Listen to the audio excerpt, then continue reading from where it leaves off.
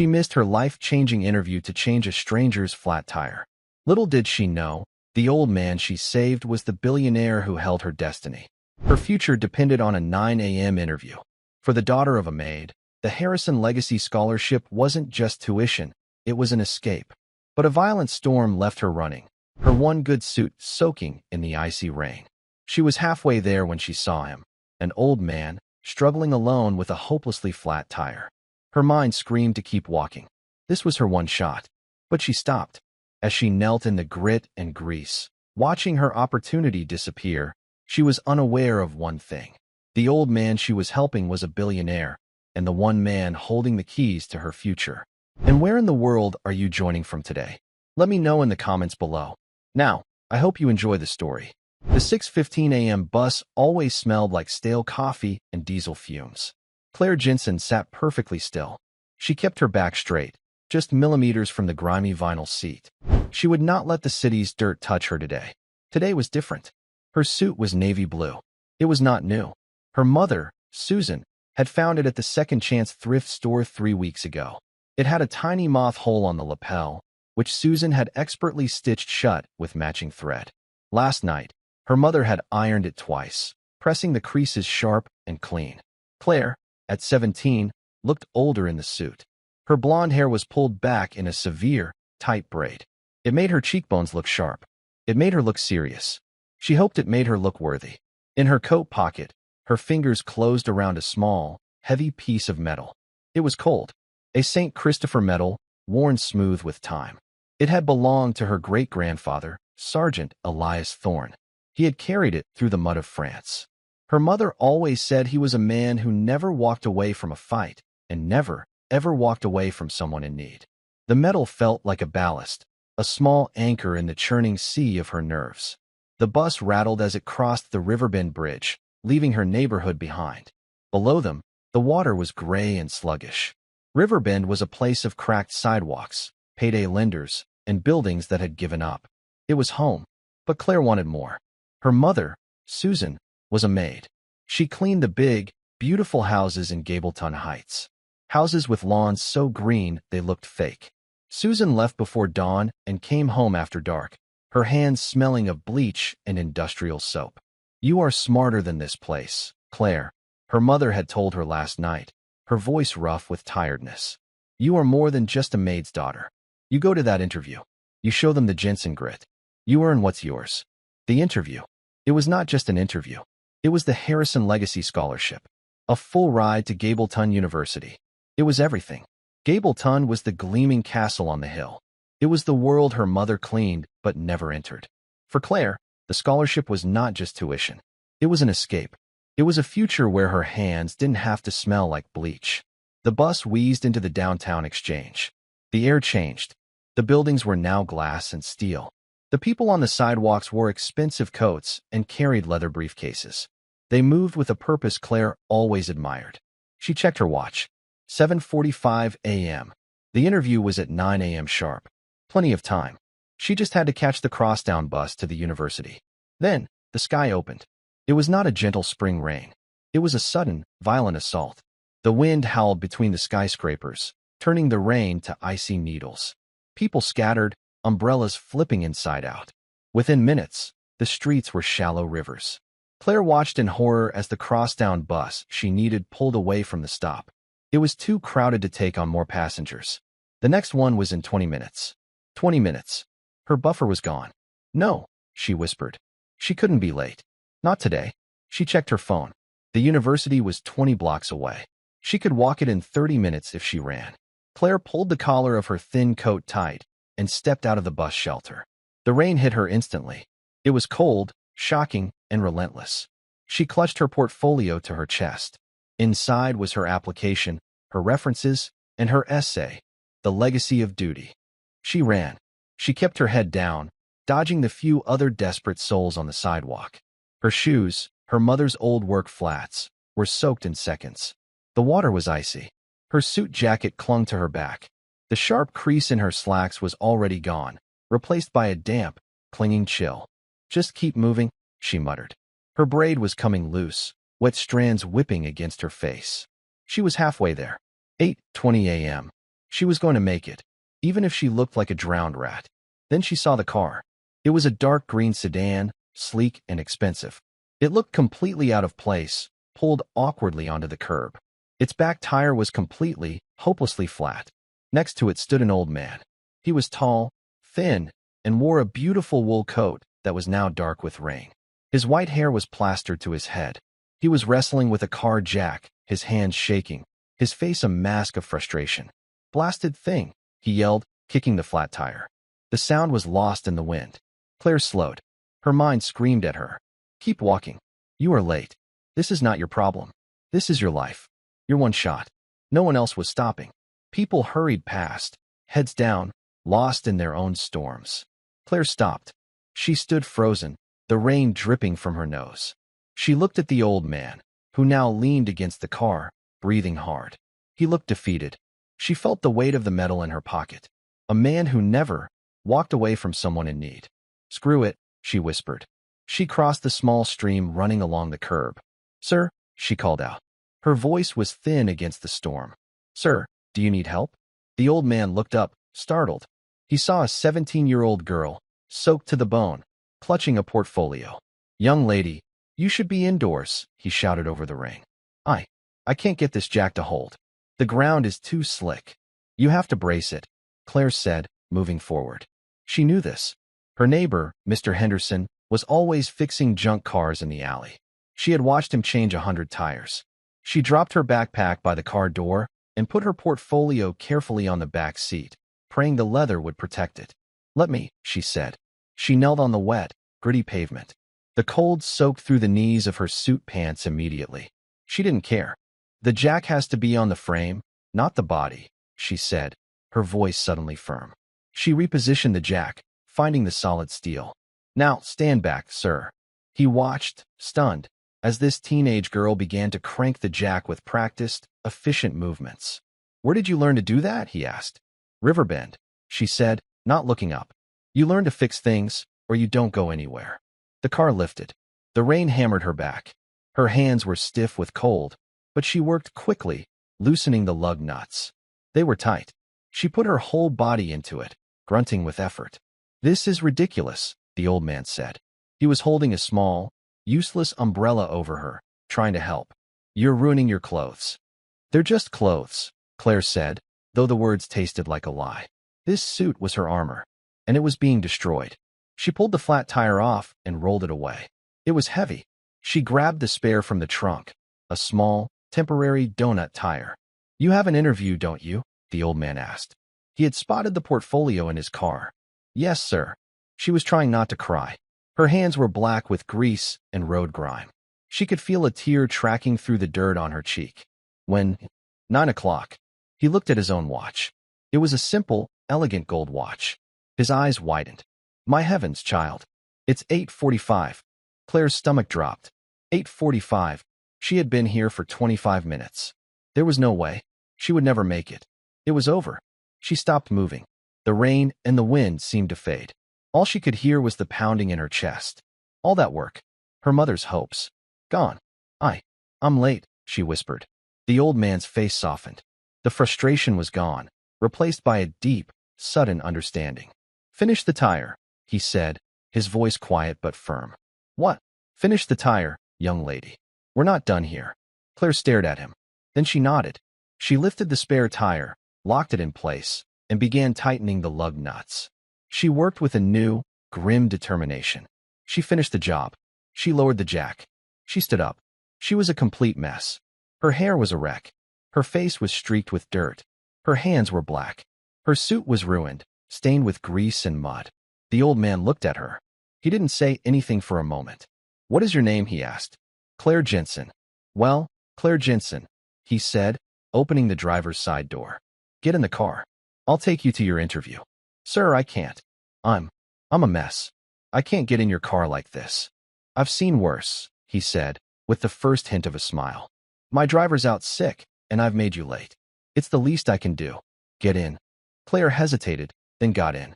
The leather seats were smooth and smelled like old, expensive wood. She perched on the very edge, dripping onto the floor mat. The old man got in, started the engine, and pulled smoothly into traffic. Where at Gableton are you going? He asked. Founders Hall, Claire said, her voice small. He nodded, driving with an easy confidence. The windshield wipers fought against the storm. You know, the old man said, glancing at her. You stopped. No one else did. I guess. You knew you'd be late. You knew you were ruining your clothes. But you stopped anyway. Claire just looked down at her ruined hands. My great-grandfather. He always said you helped the person in front of you. The old man was quiet for a long time. They pulled up to the enormous, ivy-covered building. Founders Hall. It looked like a cathedral. It was 9:02 a.m. Thank you, sir, Claire said, grabbing her portfolio. Wait, he said. He was looking at her, really looking at her. Good luck, Claire Jensen. Claire nodded and ran. She sprinted up the marble steps, her wet shoes squeaking. She pushed open the heavy oak doors and stopped. The lobby was silent. The floor was gleaming marble. The ceiling was 2 stories high. It was warm, and it smelled like lemon polish and old books. A woman sat at a large, imposing desk. She wore a perfectly tailored gray suit, and her hair was in a flawless bun. She looked up as Claire entered. The woman's eyes traveled from Claire's soaking, wild hair, down to her grease-stained suit, and finally to the puddle forming at her feet. The woman's expression was one of pure, icy disapproval. Can I help you? The woman asked. Her voice was as cold as the rain outside. I'm here for the Harrison Scholarship, Claire stammered, wiping a wet strand of hair from her face. She left a streak of black grease on her cheek. I'm Claire Jensen. My interview was for 9 a.m. The woman, whose nameplate read Evelyn Price, Foundation Administrator, looked at the large, silent clock on the wall. It is 9:04 a.m., Miss Jensen. I know, I'm so sorry. The storm, the bus, and then there was a man. He had a flat tire, and I stopped to help him. Ms. Price held up a single, pale hand. The Harrison Foundation values 2 things above all, Miss Jensen: excellence and punctuality. Punctuality is the courtesy of kings. It is also the basic requirement of our scholarship recipients. Please, Claire said, her voice cracking. I'm here now. The 9 a.m. interview slot is over. The panel has already moved on to the 9:15 candidate. I am afraid you have missed your opportunity. The finality of it hit Claire like a physical blow. Missed her opportunity. But I did the right thing, Claire whispered, more to herself than to the woman. Ms. Price offered a thin, tight smile. That may be, but the right thing did not get you to your interview on time. We have a very long list of qualified candidates who are on time. A door opened down the hall. A young man in a perfect suit walked out, smiling. A moment later, a girl in a crisp private school uniform walked in. I'm afraid you'll have to leave, Ms. Price said, already looking back down at her computer. You are dripping on the floor. Claire stood there for one more second, frozen in her humiliation. The warmth of the lobby made her shiver in her wet clothes. She could feel the stares of other students waiting. She turned, her wet shoes squeaking in defeat, and walked back out the heavy oak doors. Back into the rain. The rain had not stopped. It seemed heavier now, as if the sky had decided to mock her. Claire stood on the marble steps of Founders Hall. She was numb. The cold from her wet clothes had seeped into her bones, but it was nothing compared to the chill in her heart. She had failed. It was a simple, brutal fact. She had failed her mother. She had failed herself. She looked down at her hands. They were still covered in black grease and road grime. The rain was washing some of it away, creating small, dirty rivers that ran down her wrists and disappeared into the sleeves of her ruined suit. She could see her reflection in the dark glass of the oak doors. A ghost of a girl. Her blonde hair was a tangled, wet mess. The dirt streak on her cheek looked like a scar. The sharp, serious person she had tried to be this morning was gone. In her place was a wet, dirty girl from Riverbend. Miss Price had been right. She was just a maid's daughter, dripping on their perfect floor. Claire pulled the street Christopher medal from her pocket. It was still there. You helped the person in front of you. A lot of good that did me, Grandpa, she whispered to the empty air. Her voice broke. She took a breath and forced her legs to move. She walked down the steps, one by one, each step feeling heavier than the last. She did not run. There was no point in running now. Her future was gone. The crosstown bus stop was just a block away. She huddled under the small plastic shelter, but the wind whipped the rain in, sideways. She was shivering, a deep, uncontrollable shaking. Other students waited, too. They were dressed in expensive raincoats and carried Gableton University book bags. They glanced at her, then quickly looked away, their faces carefully blank. They didn't want to see her. She was a problem. She was a failure. When the bus finally arrived, it was warm inside. The heat hit her cold skin and made her itch. She fumbled in her pocket for her bus pass, her fingers stiff and clumsy. She found a seat in the back, by the window. The vinyl was cracked, but it was dry. She stared out, watching the beautiful, ivy-covered campus slide by. She had dreamed of walking these paths. She had imagined sitting in those libraries, her head full of new ideas. Now, she was just watching it disappear. The bus crossed the Riverbend Bridge. The world outside the window changed. The glass and steel gave way to brick and plywood. The green lawns became patches of muddy grass. The shame was so heavy it felt like a physical weight on her chest. How could she face her mother? Susan had woken up at 4:30 a.m. to make her breakfast. 2 eggs, scrambled, and a piece of toast with the last of the strawberry jam. For energy, she'd said. Susan had probably skipped her own breakfast to make sure Claire had enough. Susan had spent 3 hours at the thrift store finding that suit. She had paid $8 for it. $8 that should have gone to the electric bill. Claire felt tears mix with the rain on her face. She wiped them away, leaving another streak of grime. She got off the bus 3 blocks from her apartment. The rain was finally slowing to a miserable drizzle. The sky was the color of cement. Their building was old. The lobby smelled of damp carpet and boiled cabbage. She walked up the 3 flights of stairs. The elevator had been broken for 6 months. She stood outside her apartment door, 3B. She could hear the small, tinny sound of the old radio her mother kept in the kitchen. She raised her hand to knock, then stopped. She could not do it. She sat down on the floor in the hallway, right outside her own door. She pulled her knees to her chest and finally, silently, let herself cry. She cried for the scholarship, for the suit, for the look on her mother's face. She cried because she was so cold. She wasn't sure how long she sat there. 5 minutes. 10. The door, 3B, opened. Susan Jensen stood there. She was still in her gray work uniform. Her shift at the Heights didn't start until noon on Wednesdays. Her hair, the same blonde as Claire's but faded with work, was pulled back in a simple clip. She looked at her daughter. She took in the wet hair, the ruined suit, the grease-stained hands, and the tears. Susan did not ask what happened. She did not yell. She just stepped into the hallway, knelt down on the dirty carpet, a carpet she had scrubbed herself more than once, and wrapped her arms around her daughter. "Oh, honey," Susan whispered, her voice full of a pain that matched Claire's. "You're freezing." She pulled Claire to her feet and brought her inside, locking the door behind them. The apartment was small, but it was spotless. "Go," Susan said, her voice firm now. "Get in the shower. A hot shower. Right now." Claire didn't argue. She just nodded, her teeth chattering. 20 minutes later, Claire came out of the bathroom. She was wrapped in her worn-out bathrobe. Her hair was clean, but still damp. She felt human again, but the dread was still there. Susan was in the small kitchen. She had a cup of tea waiting. It was hot, sweet, and milky, just how Claire liked it. Claire sat at the small kitchen table. The formica was worn thin in spots. "Okay," Susan said, sitting across from her. She folded her hands on the table. "Tell me." So Claire told her. She told her about the bus, the run in the rain, the old man, the flat tire. She told her about the car jack, the grease, and the donut spare. "He drove me there, Mom," Claire said, her voice quiet.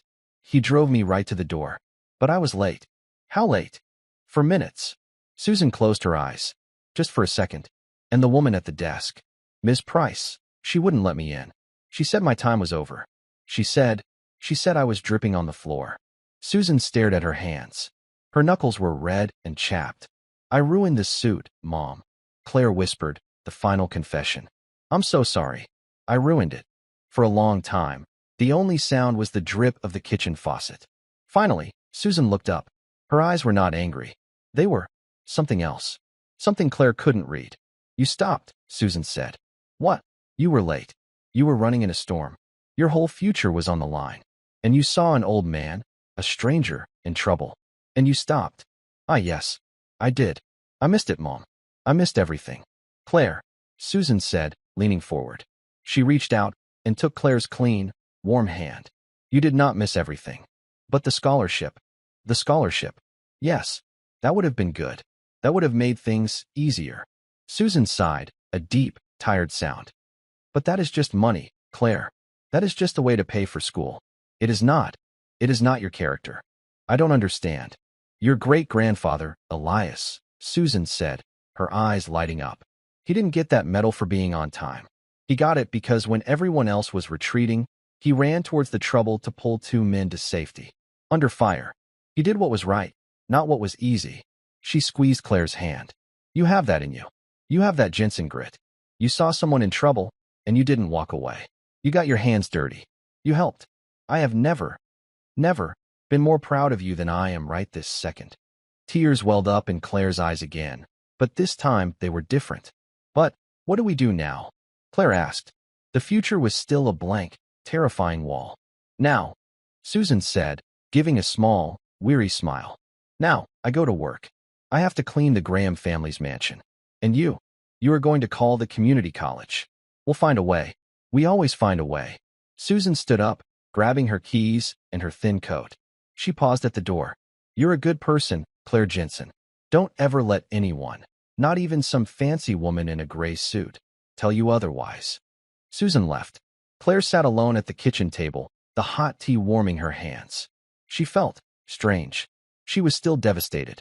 The loss was a huge, hollow ache inside her. But beneath it, something else was growing. A small, warm spark. Her mother was proud of her. She had failed the test. But maybe, just maybe, she had passed a different one. Meanwhile, across town, the dark green sedan pulled into a private, heated underground garage. The old man, Robert Graham, got out of the car. He looked at the small, temporary donut tire. He looked at the mud and grease on his passenger side floor mat.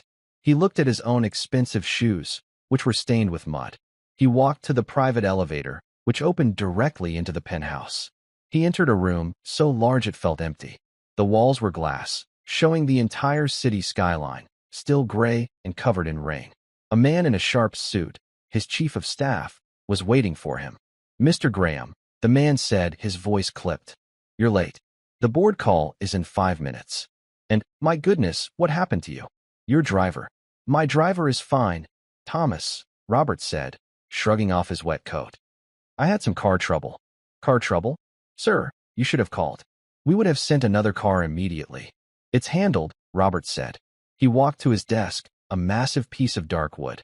He looked at his hands, noticing a small smear of grease on his cuff. Thomas, he said, ignoring the flashing light on his phone.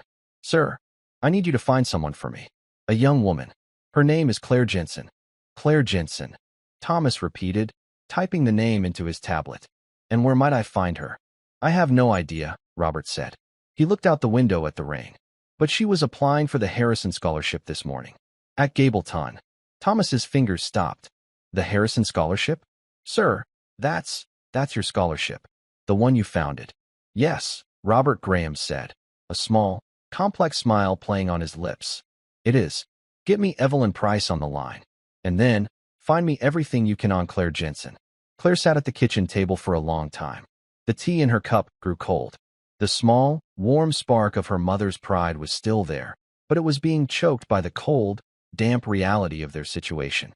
Her mother was right. Character was important. But character didn't pay the rent. She got up and walked into her tiny bedroom. The navy blue suit was lying in a heap on the floor, a place where she had dropped it in her despair. She picked it up. It was heavy with water, stained with black grease, and torn at the knee where she had knelt on the jagged pavement. It was ruined. Just like she said. She carried it to the kitchen's sink, as if she could fix it. She ran cold water over the fabric, trying to rinse out the grime. But the grease had set in.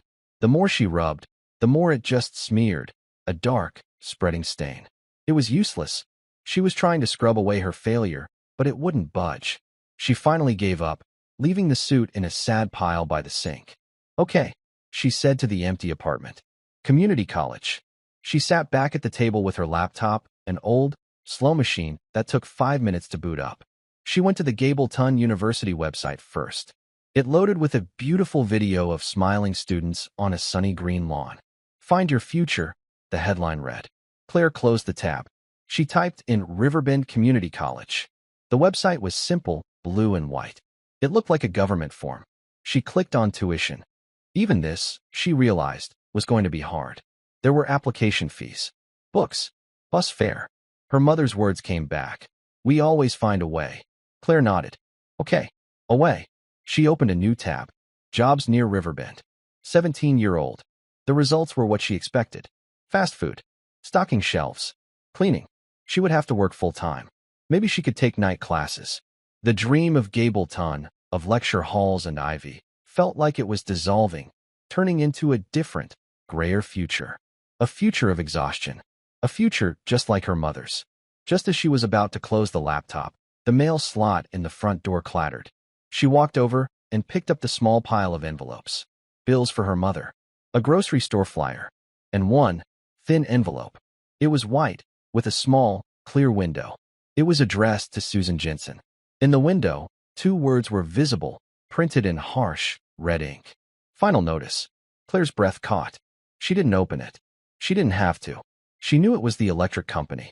They had been finding a way with the electric bill for 3 months, paying just enough to keep it on. This notice felt different. The scholarship. It hadn't just been for her. It hadn't just been an escape to a better life. It had been their lifeline. It was the money that would have freed up her mother's paycheck to cover basics like electricity. She had not just missed her interview. She had not just ruined a suit. She had failed to save them. The weight of the old man's flat tire suddenly felt immense. She had traded her family's security for a stranger. She put the envelope on the kitchen table on top of the job's website and stared at it. The spark of pride was gone, replaced by a cold, sharp dread.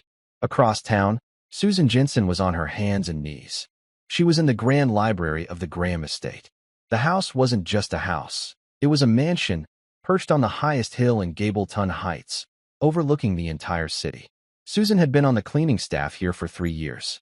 She rarely saw the owner, Mr. Graham. The staff said he was a recluse, an old-money widower who spent most of his time in his penthouse office downtown or traveling. But he demanded perfection in his home. Susan was polishing the intricate wood inlay of the floor. Her knees ached. Her back was sore. But her movements were precise, practiced. She took pride in her work. If she was going to be a maid, she would be the best maid.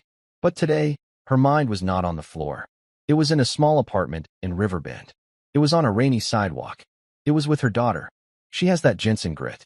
Susan smiled, a small, private smile, as she polished. She was proud, but she was also terrified.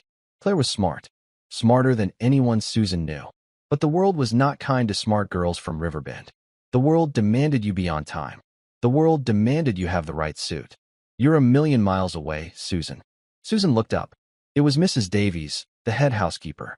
She was a kind woman, older, with a stern face but gentle eyes.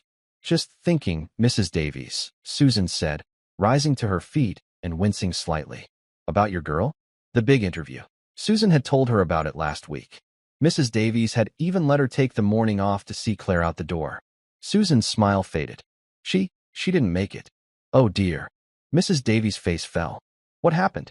The storm. The storm and a flat tire. Susan explained. She told her about the old man, the ruined suit, and the woman at the front desk. She didn't mention her pride. She just told the facts. Well, Mrs. Davies said, folding her arms. That's just rotten. The poor girl. She did the right thing, Susan said, her voice quiet but fierce. She did, Mrs. Davies agreed. But the right thing doesn't often pay the bills, does it? No, ma'am. Well, Mrs. Davies sighed, handing Susan the feather duster. Back to it. Mr. Graham is having guests tonight. He wants the whole first floor to gleam. Susan nodded and moved to the massive, carved fireplace. On the mantelpiece were photographs. She dusted them every Wednesday. Most were of Mr. Graham at different ages, or of landscapes. But the main one, in a heavy silver frame, was of a smiling, dark-haired woman. Susan knew this was Eleanor Harrison Graham. The estate was named after her. The Harrison Foundation was named after her. She had died years ago. Next to it was a newer photo. It was Mr. Graham, in a dark suit, shaking hands with the governor. Susan paused. She looked closer at the photo. The man was smiling at the camera. He was tall, with white hair and a strong, sharp face. He looked familiar. Susan's heart gave a strange little jump. No, It couldn't be. She looked at the face in the picture. She tried to imagine it plastered with rain, looking frustrated, yelling at a tire. She shook her head. "Don't be foolish, Susan," she muttered. Mr. Graham was a billionaire. He didn't change his own tires. He was a face in a photo, a name on her paycheck.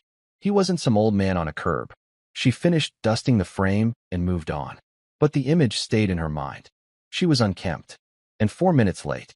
Robert Graham sat behind his desk in the penthouse, the phone pressed to his ear. He was listening to Evelyn Price. His face was like stone. "And you sent her away," Robert stated. It was not a question. "Sir, the rules of the foundation are clear." Evelyn's voice was sharp, defensive.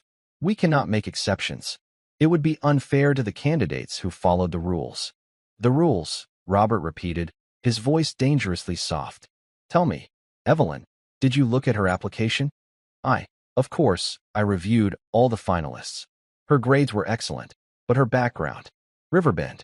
It's what, Evelyn? It is not typical for a Harrison scholar. We must maintain standards." "You mean she didn't go to the right prep school? Her mother doesn't attend the right charity galas." "Mr. Graham, I only mean that she was ill-prepared," Evelyn said, her voice rising. She was covered in filth. It was a sign of disrespect. She clearly does not possess the poise we expect. Robert looked down at his own cuff, at the small smear of grease he had left there as a reminder. "Poise," he said. "Yes, I see. A young woman, on her way to the most important meeting of her life, stops in a full-blown storm. She stops to help a stranger. She destroys her clothes. She gets covered in filth and grease. She does this knowing she will be late, knowing she will probably lose her one chance. And she does it anyway." There was a dead silence on the line. Evelyn was finally, truly quiet. "Evelyn," Robert continued, "that is not a lack of poise. That is character. That is exactly what the Harrison legacy is supposed to be about. It is not about poise. It's about duty." "But, sir, did you read her essay?" Robert cut in. I glanced at it." "Read it," Robert commanded. "And then, I want you to take a 2-week paid leave of absence. Effective immediately." "Sir, you can't." "I can.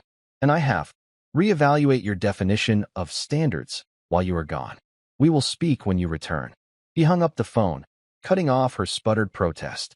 Thomas, his chief of staff, had been standing by the window, silent. "Thomas, sir, what did you find on Elias Thorne?" "Her great-grandfather." Thomas picked up his tablet. "Sergeant Elias Thorne, 3rd Infantry Division. He was awarded the Distinguished Service Cross. Posthumously." "What for?" Robert asked, though he already knew the answer. "August 1944. France. His platoon was pinned down in a farmhouse. The farmhouse was hit by mortar fire and caught fire. Thorne. Well, sir, he was wounded, but he ran back into the burning building. Twice. He pulled 2 men out. He died going back in for a third." Robert closed his eyes. "You helped the person in front of you." "The legacy of duty," Robert said, his voice thick. "Sir, that was the title of her essay." Robert stood up. He walked to the window and looked down at the city. The rain had finally stopped. The city was gleaming, washed clean. She wrote about him. She wrote that legacy isn't about what you leave behind. It's about what you do, right now, when no one is looking. Robert turned back to Thomas. His eyes were clear and sharp. She was quoting her mother, who was quoting her great-grandfather. "Sir, never mind. Thomas, what is my schedule like for the next hour?" "You have a meeting with the board of the new hospital wing, sir. It's in 20 minutes. "Cancel it," Robert said, grabbing the coat he had worn that morning.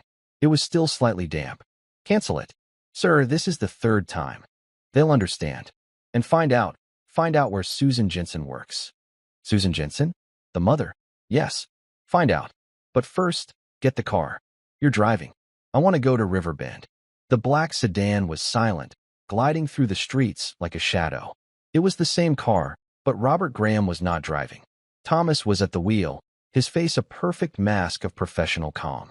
He navigated the growing potholes of Riverbend with a tense precision. Robert sat in the back, looking out the window. The world he owned, the world of glass towers and manicured lawns, had vanished. Here, the buildings were squat, brick, and tired. The windows were covered in grates. The lawns were patches of dirt and weeds. He saw people on the corners, waiting for buses, their shoulders slumped, their faces worn. He saw the payday lenders, the pawn shops, the boarded-up storefronts. This was the world that had produced Claire Jensen. "We are here, sir," Thomas said, his voice quiet. He pulled the car to the curb in front of a 3-story brick apartment building. The name, the Riverbend Arms, was on a cracked plastic sign. "Wait in the car," Robert said. "Sir, I must insist." "Wait in the car, Thomas." Robert got out. He smoothed his still damp wool coat. He looked up at the building. It was identical to a dozen others on the street. He pushed open the flimsy metal and glass door. The lobby smelled of boiled cabbage and damp.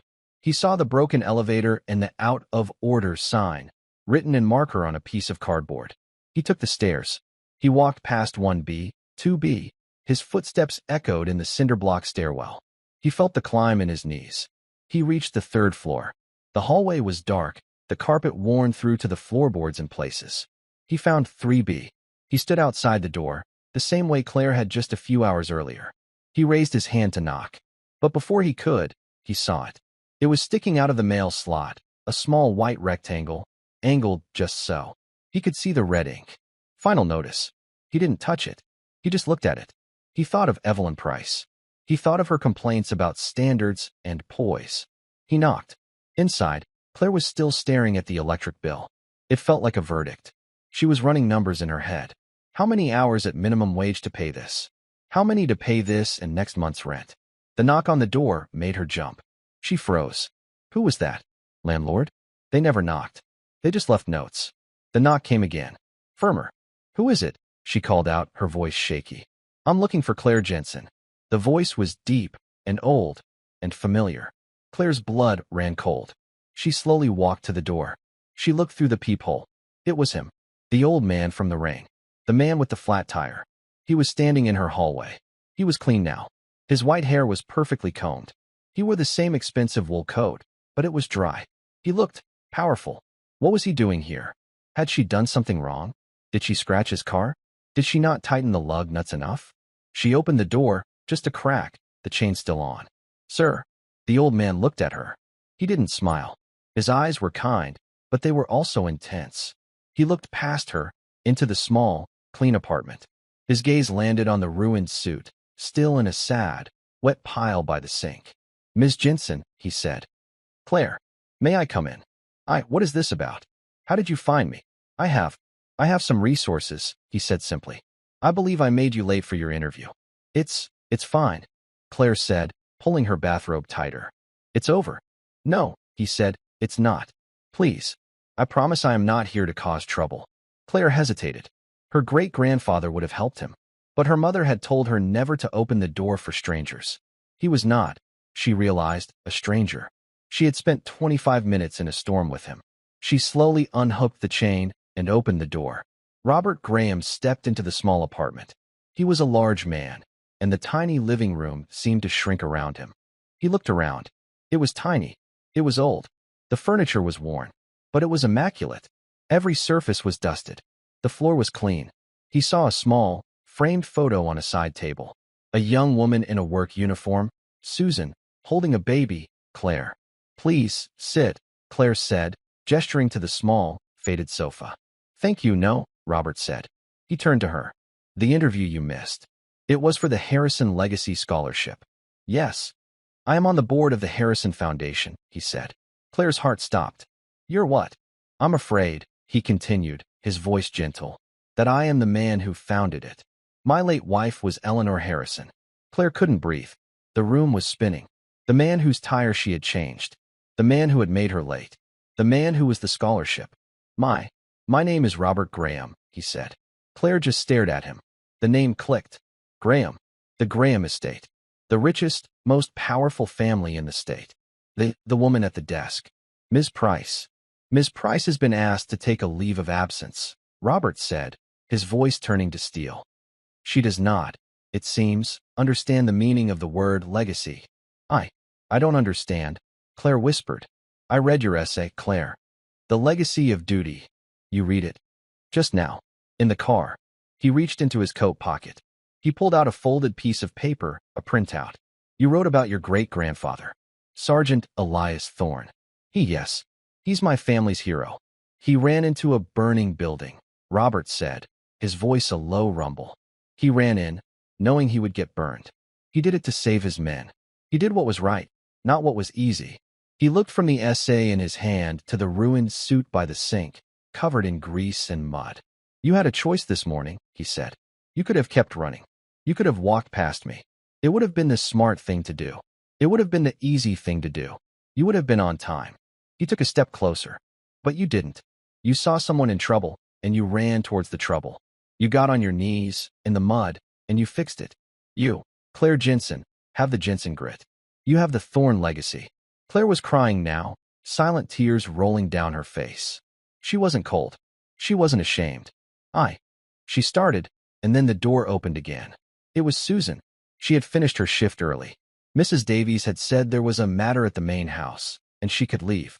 She walked in, looking tired, her work bag slung over her shoulder. Claire, honey, Susan stopped dead in the doorway. She looked at her daughter, who was crying. And then she looked at the man standing in her living room. It was him. The man from the photograph on the mantelpiece. The man whose house she had just spent 4 hours cleaning. He was standing in her apartment. Mr. Graham, she breathed. The name was a question, a prayer, a gasp of pure shock. Robert turned. His face softened completely. Mrs. Jensen, he said. Susan, I believe we've met. Although you have a daughter who changes a tire much faster than I do. Susan's hand flew to her mouth. She looked from Robert to Claire and back to Robert. You were the old man, Susan whispered. In the rain, with the flat tire. You were him. I was, Robert said. Susan's legs felt weak. She leaned against the doorframe. And you are Mr. Graham. My boss. I am. Susan started to laugh. It was a high, thin sound, bordering on hysteria. She missed the scholarship. She missed the Harrison scholarship, because she was helping Mr. Harrison Graham. It appears so, Robert said, a small smile finally touching his lips. I need to sit down, Susan said. Claire rushed forward and helped her mother to the sofa. Robert Graham looked at the two of them, this small, strong family. He saw the final notice, still sticking out of the mail slot. He saw the worn-out sofa. And he saw the fierce, unbreakable pride in Susan's eyes as she looked at her daughter. Claire, he said, the panel did not get to interview you. But I did. My interview was on a wet sidewalk on East 9th Street. And you passed. He reached into his pocket again. He pulled out a long, white envelope. It was not a bill. It was from the Harrison Foundation. The scholarship is yours, he said. Full tuition, room and board, books, and a living stipend. For all 4 years. Claire sobbed, a loud, ragged sound. Susan just held her hand, tears streaming down her own face. But that's not all, Robert said. He turned to Susan. Susan, you have been cleaning my floors for 3 years. Yes, sir, Susan said, wiping her eyes. I think that is a waste of your talent. My head housekeeper, Mrs. Davies, is retiring next year. She has been asking me to train her replacement. She speaks very highly of you. Sir, I would like to offer you the position of household manager for the Graham estate. Effective immediately. You will be in charge of the entire staff. The pay? Well, the pay is considerably more than you are making now, and it comes with a house on the estate. Susan looked at him, completely stunned. A house, a salary, and, Robert said, his voice final. I will be paying for a new suit for Claire, and for a full detail on my car. She left a terrible amount of mud in it. For the first time that day, Claire laughed. It was a real laugh, mixed with tears. Thank you, she whispered, standing up. No, Robert said. He walked over to her. He was just an old man again, his eyes kind. Thank you, Claire. I am a very rich man. I have spent my life building things, buying things. But today, you reminded me what legacy really means. It isn't a building with your name on it. It's this. He pointed to the St. Christopher medal, which Claire was now clutching in her hand. It's the choice you make when no one is watching. Your great-grandfather would be, he is, very proud of you. Robert nodded to them both. Thomas will be in touch tomorrow with all the paperwork. Susan, I expect to see you at the main house on Monday. Not, he added, with a mop. He let himself out. They heard his heavy footsteps going down the stairs. Claire and Susan sat in the silence. The apartment was the same. The furniture was the same. But everything had changed. Claire looked at the kitchen table. The final notice was still there, a flash of red. She picked it up. She looked at her mother. Susan smiled, a slow, wide smile that lit up her whole face. Claire walked over to the trash can and dropped the envelope in. She sat back down, her hand closed tight around the small, worn metal in her palm. It was warm. 3 months later, the light in the Gableton University library was warm. It smelled of old paper, lemon-scented wood polish, and the faint, sweet scent of coffee from the cafe downstairs. Claire Jensen turned a page. The book was heavy, titled Principles of Macroeconomics. 3 months ago, she would have found the words intimidating. Now, she just found them interesting. She was not in a thrift store suit.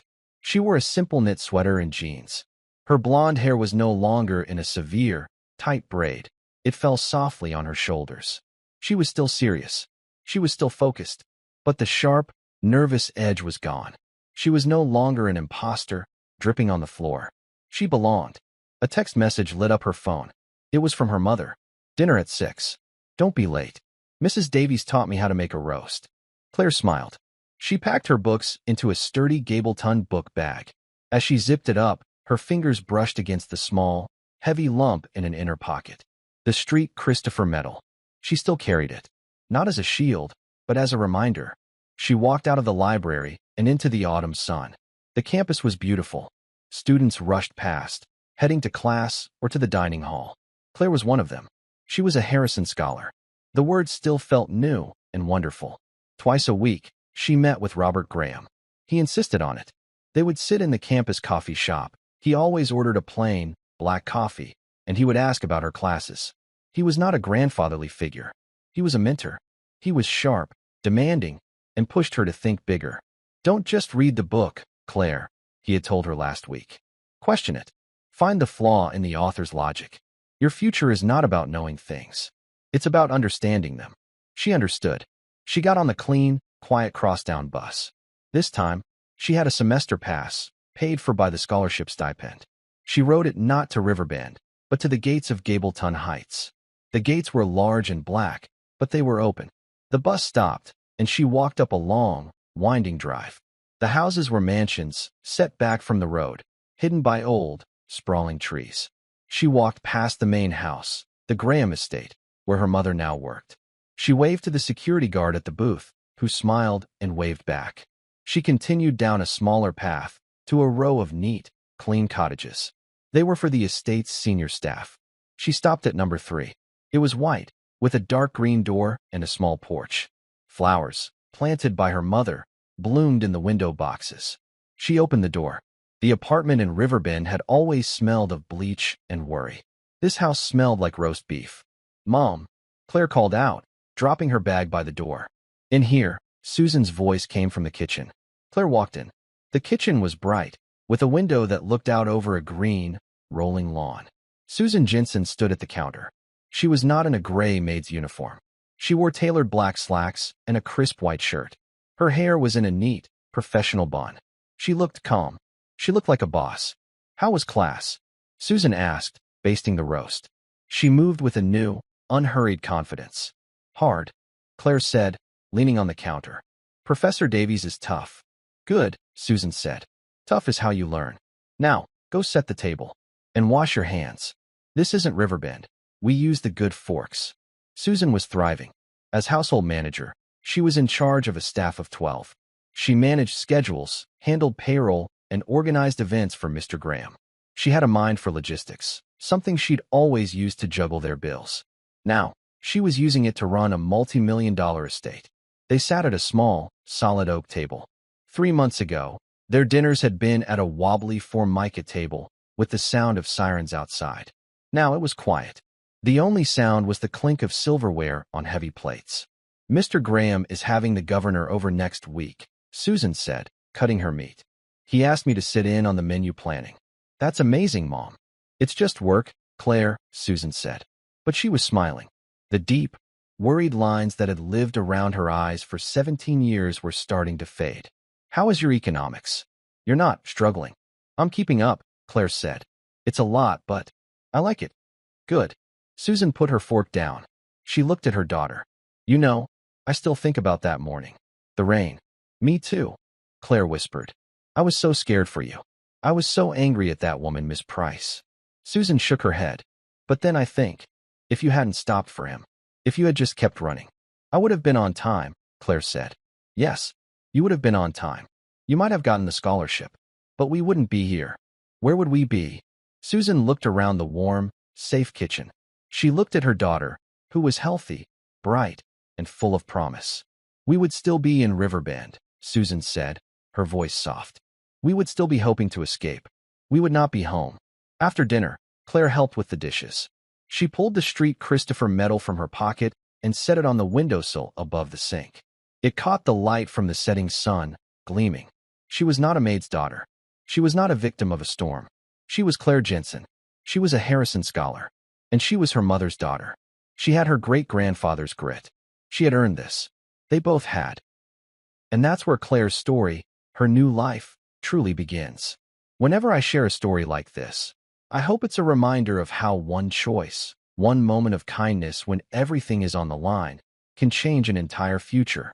I hope it gave you a chance to step out of your everyday and just drift for a bit.